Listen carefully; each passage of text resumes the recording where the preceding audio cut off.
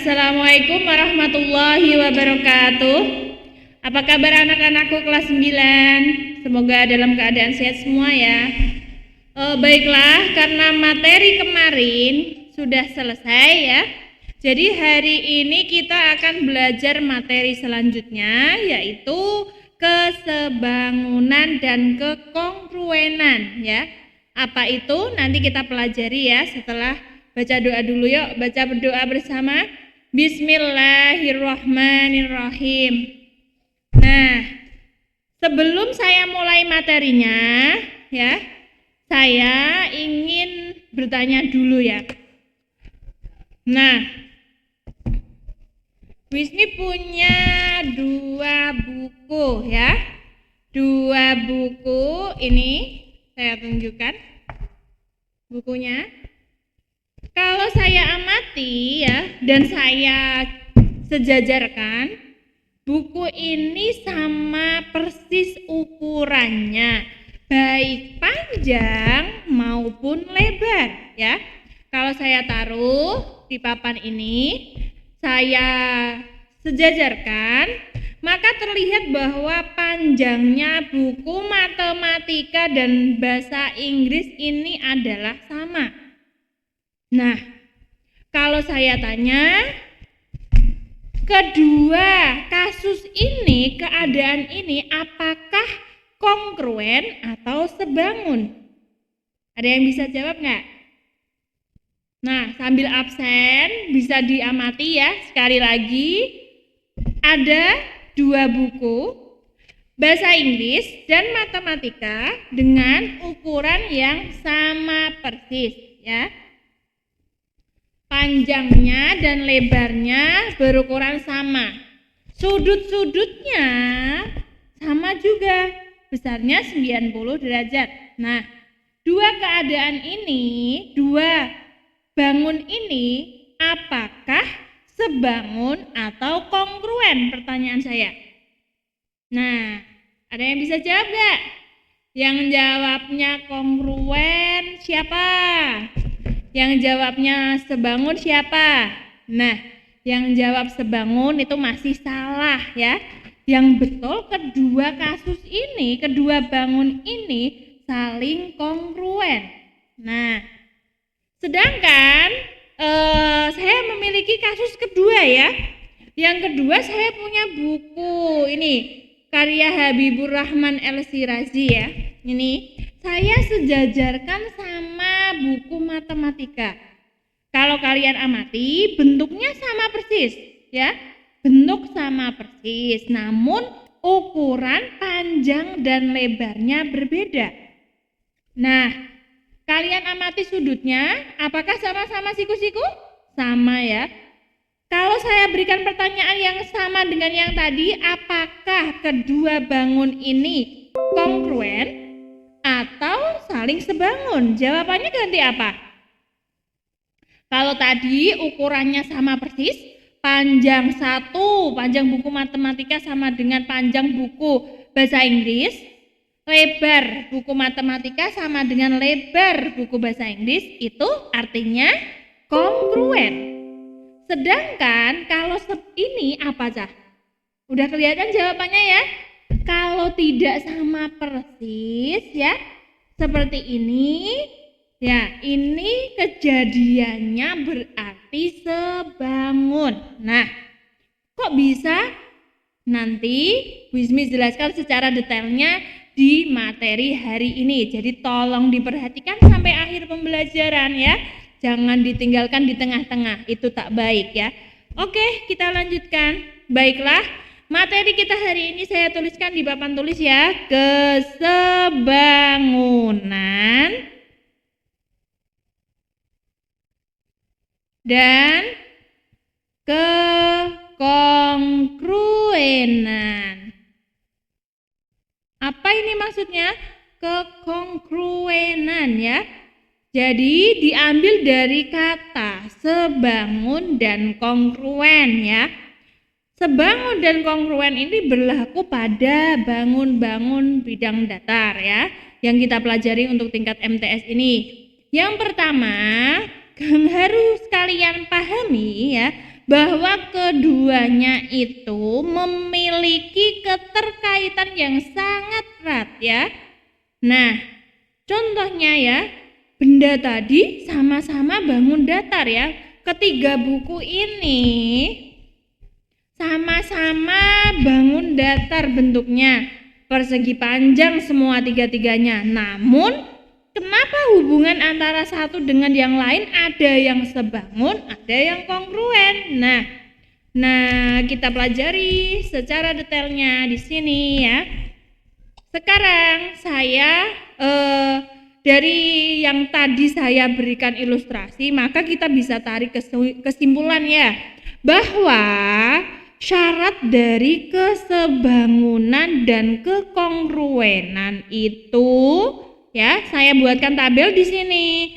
Kesebangunan sebelah kiri, yang sebelah kanan adalah kekongruenan. Kekongruenan ya, bagus kata-katanya. Ini syarat ya, tolong diperhatikan karena ini seringkali soalnya keluar pada tes, pada ujian nasional, atau setidaknya sebagai dasar untuk kalian nanti ke tingkat lanjutnya ya. Nah, syarat kesebangunan yang pertama adalah, tadi kita lihat, sebangun. Dua benda dikatakan sebangun apabila panjang sisi-sisinya sama panjang ya. Panjangnya misalkan 10 cm ya kudu 10 cm. Misal ini lebarnya 15 cm, yang sebelah kanan juga harus 15 cm. Artinya bagaimana ya, kesebangunan dan kekongruenan itu seperti apa ya?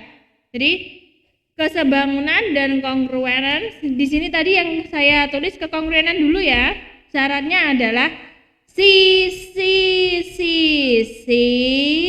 yang bersesuaian sama panjang. Maksudnya apa? Jadi apabila ada dua benda kalian bandingkan, maka nek mbok deke ya podo-podo diteke ya. Jadi biar sama. Lebarnya ya podo-podo posisi lebar.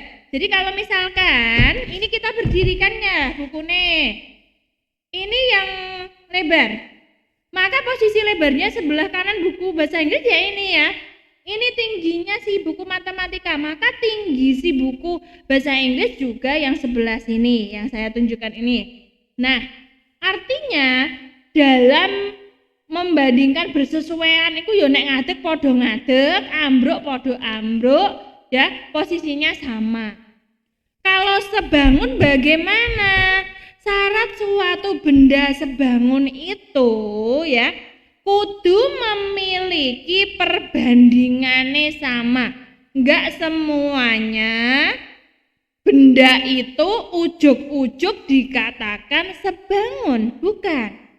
Tetapi panjang. Kalau misalkan gini, buku Kembara Rindu ini ya, kalau misalkan ini panjangnya 10 cm, maka di sini contohnya tingginya 20 cm. Nah, iki 5, otomatis di sini kudu 10 ya.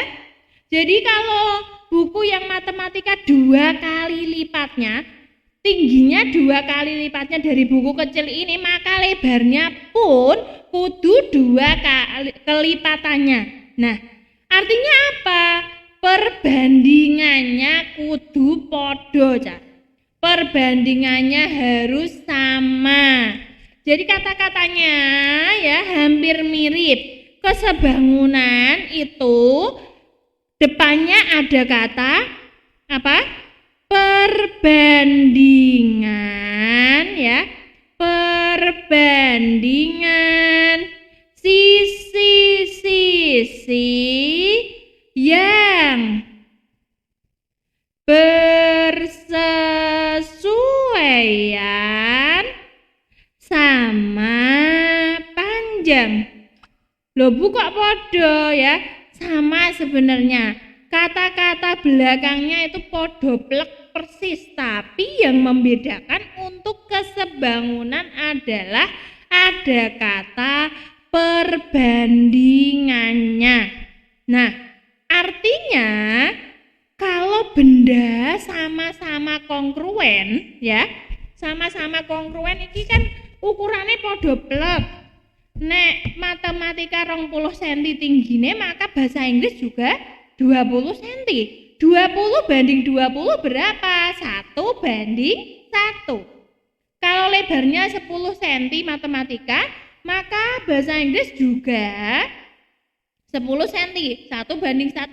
Artinya benda yang kongruen itu perbandingannya juga pasti sama. Nah, itu kalau kita tarik sebuah kesimpulan, maka benda yang kongruen sudah pasti sebangun. Ya, ingat, benda yang kongruen ukurannya podo plek, baik lebar, tinggi, sudut, dan semua ukurannya, maka pasti kongruen. Dan benda yang kongruen sudah pasti sebangun. Nah, ingat baik-baik ya. Benda yang kongruen sudah pasti sebangun. Ingat-ingat nanti di akhir pembelajaran jangan lupa ditulis ya. Kesimpulannya apa? Salah satu kesimpulan penting di awal ini adalah benda, dua buah benda yang kongruen sudah pasti sebangun. Nah, ini baru ciri pertama yang kita pelajari. Kalau sudah kita analisis dari sisi-sisinya, maka kita bisa analisis dari sudut-sudutnya. Nah, kalau sudut yang kongruen atau sebangun sudah pasti besarnya sama. Kenapa enggak ya? Jadi kalau misalkan benda ini sama-sama 90 ya, maka ini kan sudah kelihatan bahwa ini sama-sama kongruen. Sedangkan buku yang satunya ini kalian lihat ya, bentuknya sama-sama persegi panjang ya. Ini juga sudutnya sama-sama 90. Maka sudah pasti ini tadi apa? Sudutnya sama. Namun apabila saya mengambil sebuah benda ya, saya mengambil sebuah benda yang bentuknya bebas, misalkan saya ambil apa ya, sebentar, ini misalkan HP ini saya ambil, kalian lihat sudutnya HP ini ngelengkung ya, berarti sudah pasti bukan 90 derajat, maka kedua bangun ini sudah pasti tidak sebangun apalagi kongruen ya. Artinya syarat yang kedua ya, syarat-syarat kesebangunan dan kekongruenan ya, yang tadi kita pelajari adalah syarat kesebangunan dan kekongruen. Nah ya, saya tulis judulnya. Syarat kesebangunan dan kekongruenan. Yang kedua apa? Sudut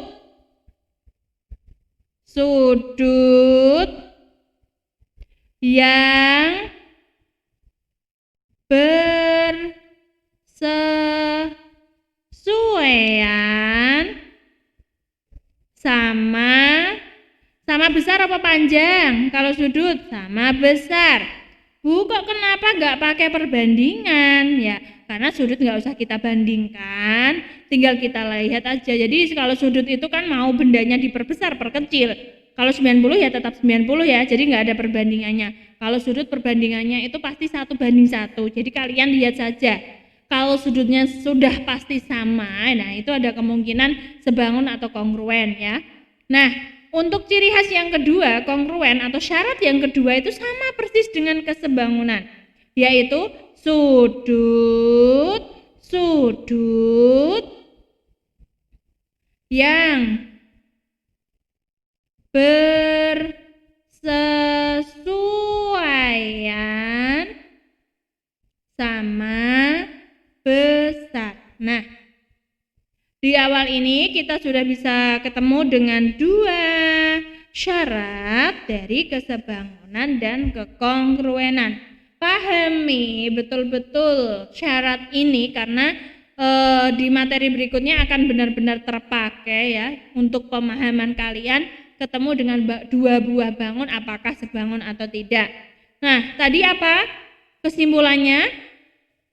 Ini saya berikan kesimpulan, 2 bangun yang kongruen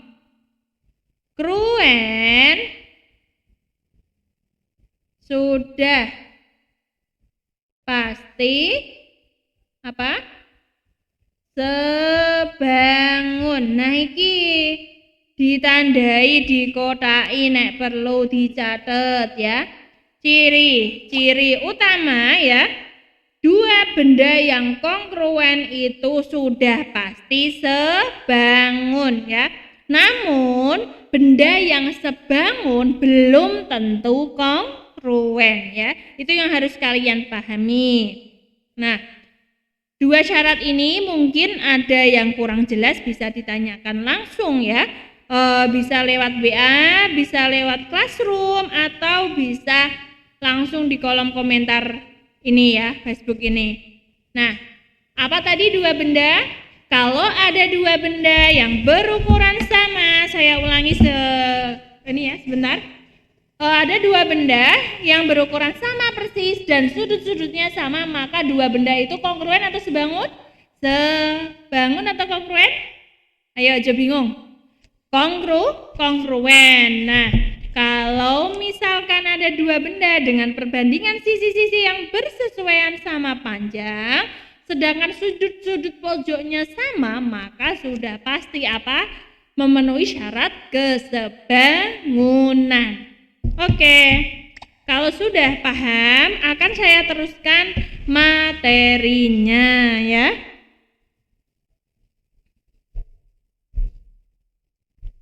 Nah, kali ini Bu Ismi akan membahas materi itu dulu ya. Materi pokoknya sebangun dulu. Kesebangunan ya, yang pertama yang kita pelajari hari ini adalah kesebangunan. Nah, kesebangunan itu kita tahu tadi syaratnya adalah perbandingan sisi-sisinya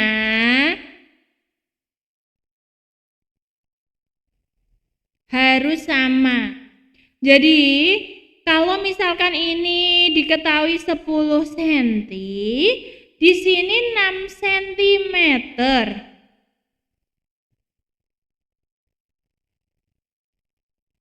Misalkan ini 5 cm, sudutnya sama-sama 90 semua misalkan ya. Sudut-sudutnya sama. Ini pemisalan saja sih. Artinya kalau saya tanya X-nya berapa ya, kalian nggak usah bingung. Wah, aku nggak iso nganggo coro, aku penalaran boleh, tidak masalah, yang penting kalian paham. Tadi kan sudah saya sampaikan, syarat sebangun adalah perbandingan sisi-sisi yang bersesuaian harus sama panjang. Oke, kita cek. Panjangnya 1 berapa? 10 ya. Panjang yang 1 saya tulis 10 cm. Kita bandingkan panjang yang kedua 5 cm. Kita tulis 10 banding 5 sama dengan 2:1. Artinya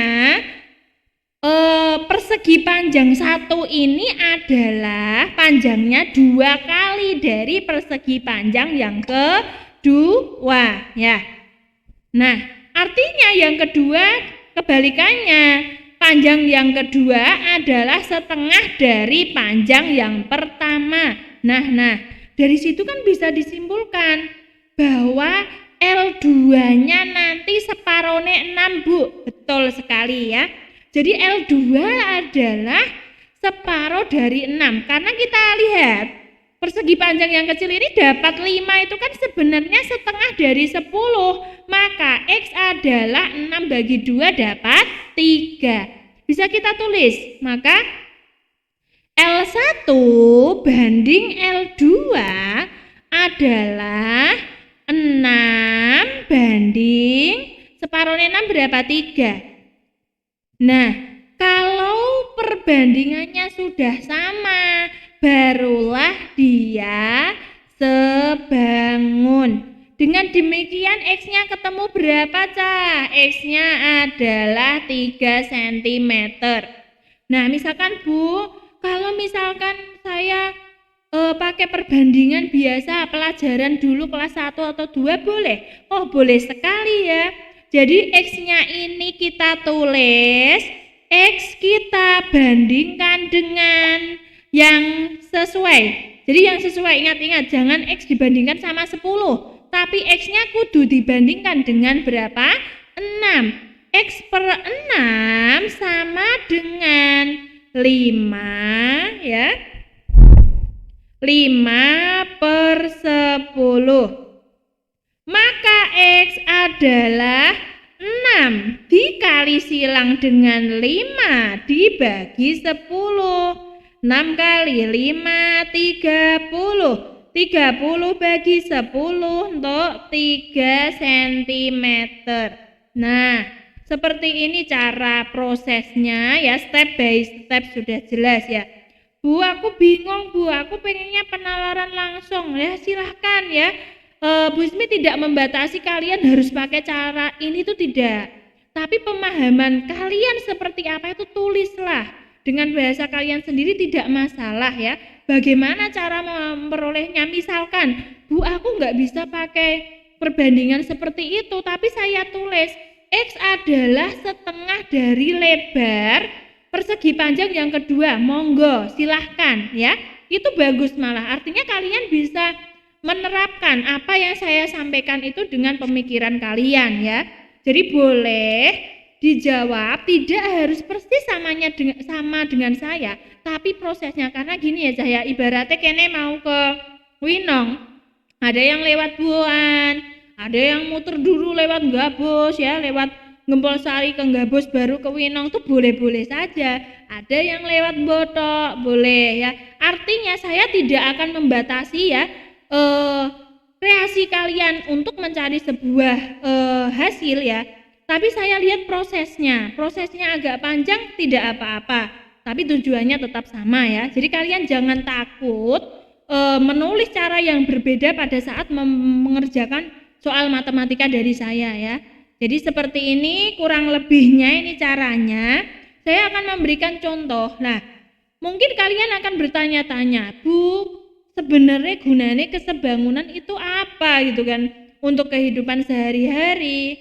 Nah, di sini nanti akan diberikan beberapa kasus ya atau permasalahan yang berkaitan dengan kehidupan sehari-hari. Nah, apapun yang kita pelajari sebenarnya itu semuanya ya ada manfaatnya dalam kehidupan sehari-hari, tergantung kita mau menghubungkannya atau mengambil hikmah dari pelajaran ini atau tidak ya. Jadi artinya kita bisa mencari sesuatu, misalkan kita punya usaha ya. Kita ada komponen yang belum tahu. Nah, dengan perbandingan ini kan sebenarnya kita bisa pakai ya. Nah, saya lanjutkan untuk berikutnya. Itu tadi contoh dari soal kesebangunan. Nah, saya akan terfokus ya. Saya fokuskan pada materi lagi ya. Kalian bisa buka. Dulu kan sudah pernah saya berikan materi buku paket ini, walaupun buku paketnya dalam bentuk soft file ya, tapi kalian bisa buka materinya yang kita pelajari tadi. Yang pertama halaman 200 kalian buka. Kesebangunan yang kita pelajari adalah syaratnya. Syarat sudah saya jelaskan detail tadi. Nah, sekarang akan masuk ke materi berikutnya. Karena yang saya pelajari kesebangunan dulu, maka tadi syarat sudah ya. Syarat kesebangunan tadi sudah saya buat tabel dengan kekongruenan. Sekarang masuk ke materi berikutnya, yaitu kesebangunan segitiga. Tadi contoh kan saya buatkan persegi panjang. Nah, materi yang kita pelajari hari ini adalah kesebangunan segitiga. Maksudnya seperti apa ya? Jadi apa yang terjadi pada sebuah segitiga jika ada dua segitiga yang saling sebangun ya? Maka saya berikan bentar materinya, saya buka ya halamannya. Kalian bisa buka halaman 216 ya. 216 itu kekongruenan dua buah segitiganya ya. Terus nanti juga ada kekongruenan pada ini ya, kesebangunan pada sebuah segitiga. Bentar saya carikan ya.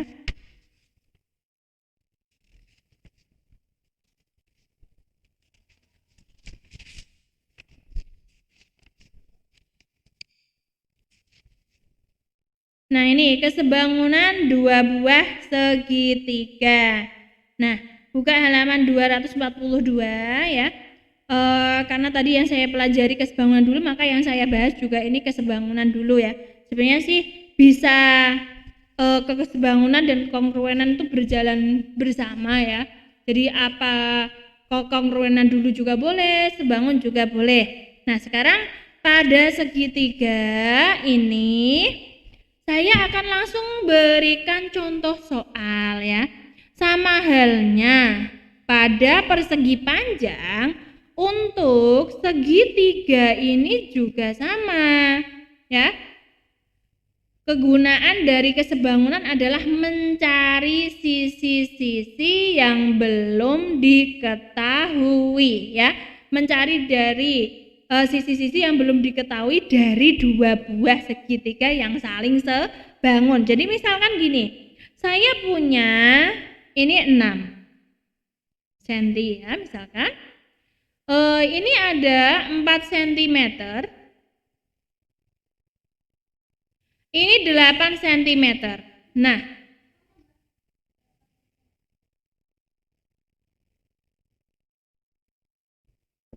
di sini saya punya ini 9 cm. Berapakah X dan Y ya? Tentukan nilai atau panjang ya.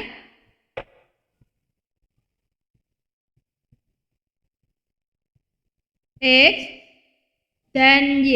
Nah, ini loh aplikasi soalnya itu. Maka kalau ada soal seperti ini, seperti konsep awal bahwa sebangun adalah ya perbandingan sisi-sisi yang bersesuaian harus sama panjang ya. Artinya X kita tulis, X kita cari X per sisi yang bersesuaian adalah 8 cm. X per 8 tulis. Yang diketahui adalah 9 dari sisi yang besar. Jadi ini anggap aja segitiga kecil, segitiga 1. Ini segitiga besar adalah segitiga 2. Apa yang ditanya X? Maka X kita bandingkan dengan sisi yang bersesuaian, yaitu berapa? 8. 9 diketahui pada segitiga besar. Kita bandingkan dengan sisi yang diketahui pada segitiga kecil, maka kalian tulis 9 per 6. Dengan demikian X adalah 8 kali silang dengan 9 dibagi 6. Yuk 9 bagi 3 dapat 3, 6 bagi 3 dapat 2, 8 bagi 2 coret-coret dapat 4. Maka X ketemu 12 cm. Nah, X sudah ketemu. Gantian yuk. Sekarang ganti Y-nya. Prosesnya sama juga ya. Pakai konsep kesebangunan. Bahwa apa? Saya ulang-ulang ini ben kalian paham ya. Ini misalkan saya sudutnya saya kasih bintang. Ini saya kasih lingkaran. Twing, twing gitu ya. Nah, maka cara mencarinya adalah Y per berapa? 4 sama dengan X itu boleh X per 8, X-nya tadi 12 atau langsung 9 per 6. Maka Y 4 kali 9/6. 9 bagi 3 dapat 3, 6 bagi 3 dapat 2 ya. Kita tulis 2. 4 bagi 2 dapat 2. Maka Y adalah 6 cm. Nah, dari sini konsep kesebangunan yang kita pahami tadi syaratnya bisa menemukan sisi-sisi dari dua segitiga sebangun yang belum diketahui. Nah, ini loh manfaatnya dari apa yang kita pelajari tadi ya. Jadi walaupun sisi dari segitiga yang besar ono yang belum diketahui ya, tapi dia bisa dicari karena ada segitiga lain yang sebangun. Nah, ini manfaatnya dari kesebangunan. Artinya nanti walaupun ini yang kita bahas pada segitiga, apakah rumus sebangun itu berlaku untuk semua bangun? Sama ya, berlaku. Jadi perbandingan sisi-sisi yang bersesuaian apabila sudutnya wis padha plek itu berlaku untuk semua bangun. Mau dia jajar genjang, mau dia trapesium, dan bangun yang lain itu berlaku ya. Oke, yang pertama bisa dicatat dulu ini materinya kesebangunan pada segitiga ya. Kesebangunan nanti dicatat sebentar, dipahami cara nyari X sama Y-nya nanti saya lanjutkan ya.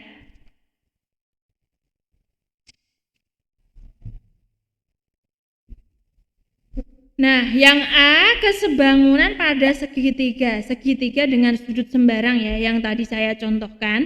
Nah, sekarang yang saya bahas yang kedua adalah kesebangunan khusus ya.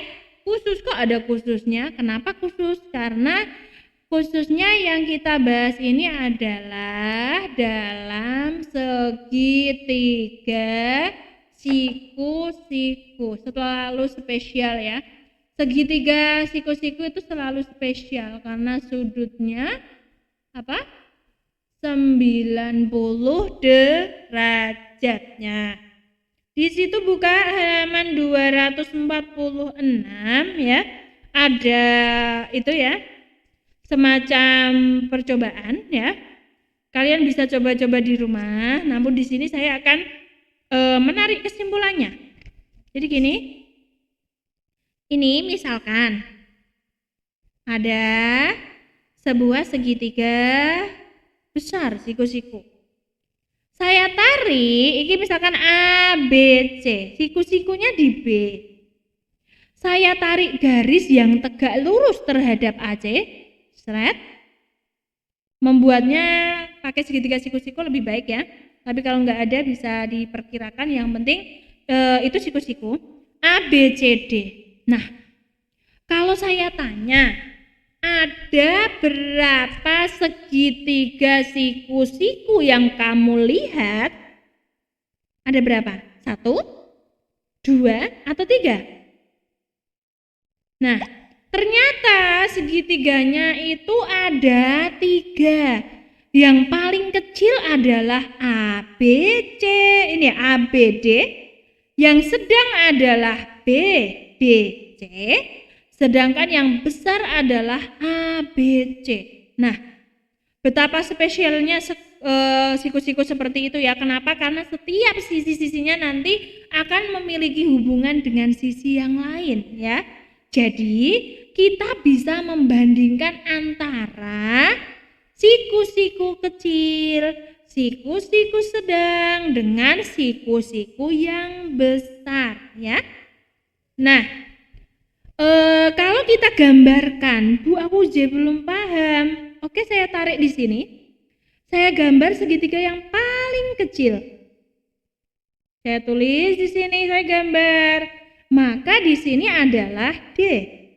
Pojoknya siku-siku D. Ini adalah A, ini adalah B. Jadilah segitiga siku-siku yang terkecil. Lalu saya akan membuat yang sedang ya. Yang sedang bentuknya sama, siku-siku, tentunya sebangun dia. Ini D juga, tapi pojoknya sini adalah B, dan pojok sini adalah apa ini? C. Nah, segitiga kecil jadi, segitiga sedang jadi, satu lagi ada segitiga yang paling besar. Nah, ini B, ini A, ini C. Nah, ternyata di balik sebuah segitiga itu ada 3 buah segitiga, kecil, sedang, dan besar. Lalu apa tujuan kita membuat itu ya? Di sini Bu Ismi ingin menunjukkan bahwa segitiga-segitiga tersebut ternyata saling apa? Saling sebangun. Kalau saya misalkan ini sebagai X, ini sebagai Y, dan ini sebagai Z, ini M, ini N. Coba kita pindahkan AD itu N, ya. BD itu Z, AB itu X. Saya tulis di sini.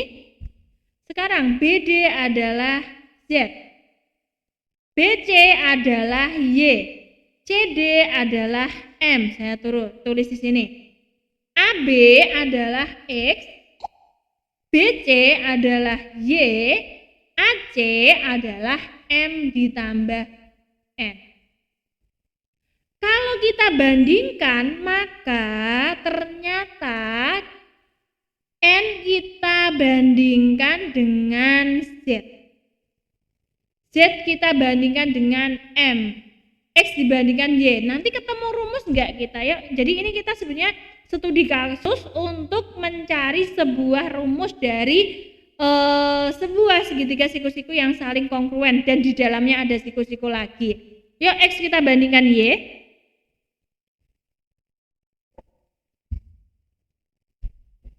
Ini segitiga 1, segitiga 2, segitiga 3. 1 dan 2 saya bandingkan. Yuk, X per Y sama dengan Z per M sama dengan N per Z. Nah, Bu kok berderet-deret gitu, aku pusing. Gak usah pusing, ambil yang ada samanya. Yang sama apa ini? Yang sama ternyata Z-nya. Artinya kita bisa tarik kesimpulan Z kali Z, Z kuadrat adalah M kali N. Nah ini loh rumus yang kita cari. Catat ya, Z kuadrat adalah M kali N. Ya, ini ngene. Kalau misalkan diganti A, B, P, Q, Bu kok huruf M karo N, aku ketemu soal kok huruf A karo B, ora masalah Cah, bukan masalah hurufnya, tapi konsep yang harus kita pahami ya. Sekarang yang kedua dan 3. Segitiga 2 dan 3 juga kita lakukan hal yang sama, yaitu Y, kita tulis ya, Y per M ditambah N sama dengan M per Y sama dengan Z per X. Coba kalian lihat apa yang double di situ, variabel apa yang double bisa kita rumuskan. Ternyata variabel yang double adalah Y, maka ini kita lingkarin. Kita tarik kesimpulan. Y kali Y kuadrat sama dengan M dikali M tambah N. Ternyata kalau nyari Y itu pelendung ya, kecil kali besar ya. Maka jadilah rumus yang kedua. Rumus yang ketiga, antara segitiga 1 dan segitiga 3. Yuk, segitiga satunya mana? X per M tambah N sama dengan Z per Y, N per X dulu, sama dengan Z per Y. Ternyata yang double adalah X-nya, maka kita tarik kesimpulan ya, X kuadrat adalah M dikali, apa ini? Ini bukan M ya, N dikali M tambah N. Jadilah rumus untuk segitiga siku ya. Ini yang perlu kalian pahami, 3 rumus ini loh ya. 3 rumus ini dicatat dulu. Ini kepake terus nanti. Saya akan berikan soal habis ini. Insya Allah kepake ya. Jadi rumus 3 ini tolong diingat-ingat. Segitiganya digambar, sing gede. Nek perlu diwarna-warnai ben cantik iku. Nah, iki terus ditulis rumusnya ya. Tulis rumusnya. Baru nanti kita gunakan untuk sebuah soal. Rumus tidak akan saya hapus ini.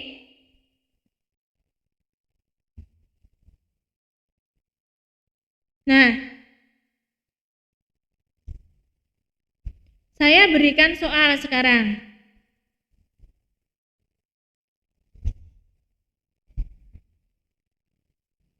Contoh soal.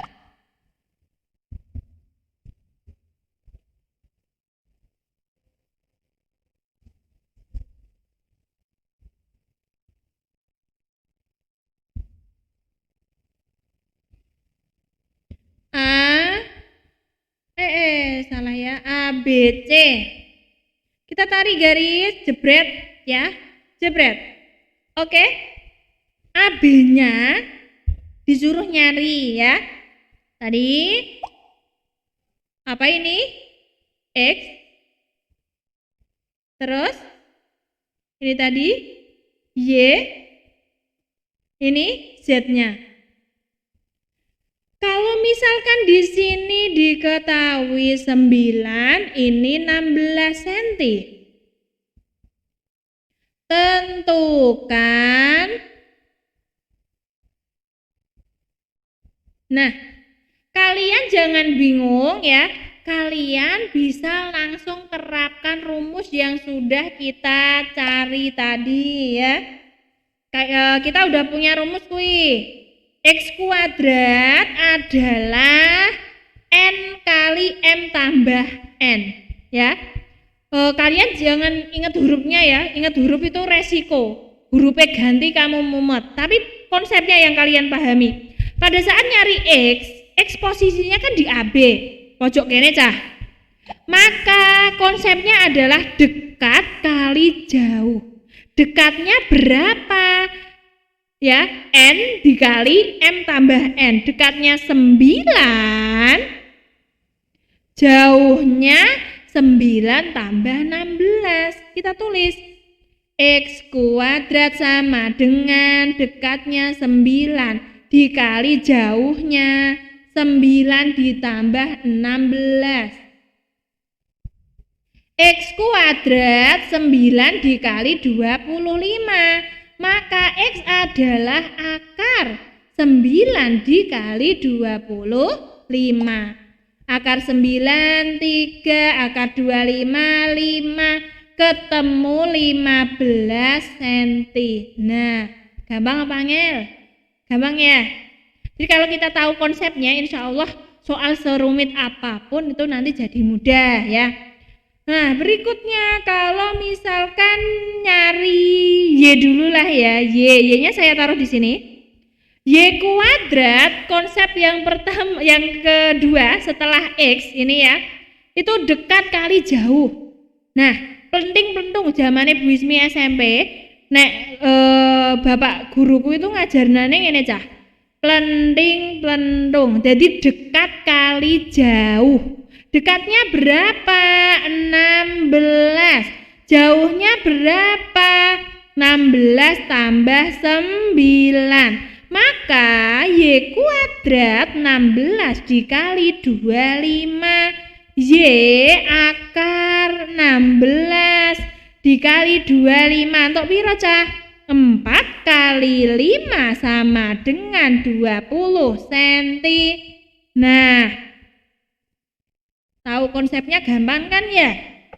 Nah, terus kalau misalkan ada pertanyaan gini, Bu, tapi angkanya nggak cantik seperti itu, angkanya nggak bisa diakar bagaimana? Nek gak iso diakar ya aja mbok paksa mbok akarke ya, rantuk cah. Kalian kan sudah belajar semester kemarin 1, sebelum UTS kalian sudah belajar bentuk akar. Kalau nggak bisa diakar, ya tetap di dalam akar. Misalkan akar 11, kan nggak bisa, ya tetap tulis akar 11. Jadi kalian jangan mempersulit diri ya. Insya Allah walaupun belum kamu akarkan, kalau prosesnya sudah benar juga Bu Ismi kasih nilai ya.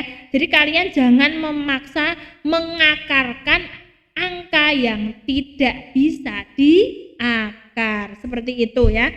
Nah, selanjutnya kalau Y sudah ketemu ganti Z ya. Nah, Z ini imbang, dia di tengah-tengah. Kalian hidup juga harus imbang ya, nggak boleh abot siseh. Harus duniawine yo dipikir, akhiratnya dipikir, kan ngono ya cah ya. Sama teman pun nggak boleh pilih kasih, semuanya sama. Nah, konsep matematika juga sama, matematika juga sama seperti itu. Jadi imbang. Z-nya di tengah-tengah, maka ya kalian harus imbang ke kanan dan ke kiri. Kanannya berapa? Kanannya 16. Kirinya berapa? Kirinya 9. Jadilah rumus tadi M kali N.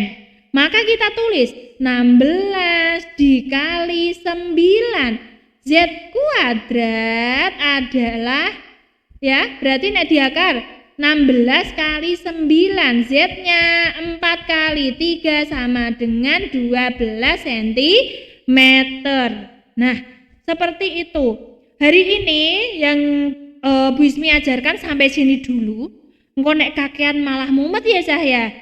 Yang pasti tolong dicatat, dipahami, dipraktekno, ojo nggur absen terus mblayu ya. Saya tahu siapa yang bersungguh-sungguh dan tidak itu ya. Tapi tolong mohon dicermati baik-baik, di screenshot materinya, dicatat ulang. Kalau misalkan nyatet langsung kan ketinggalan ya. Di screenshot, dicatat ulang dan dipahami. Jadi kita dapat berapa rumus hari ini? Dapat materinya 2, syarat kesebangunan dan kekongruenan ya. Jadi nek misalkan ono kasus ya, studi kasus, kalian disuruh membedakan apakah kasus ini kongruen, apakah kasus ini sebangun, sudah tahu ya. Jadi itu yang terpenting. Nah, kesimpulannya hari ini ya, kita harus memahami ya konsep dan melakukan sesuatu itu harus seimbang ya. Jadi ini loh cah, matematika itu jangan kalian pandang hanya sebagai hitung-hitungan yang tidak bermakna. Kalau kalian pahami secara lebih dalam, matematika itu sebenarnya bisa meningkatkan keimanan dan ketakwaan kita ya.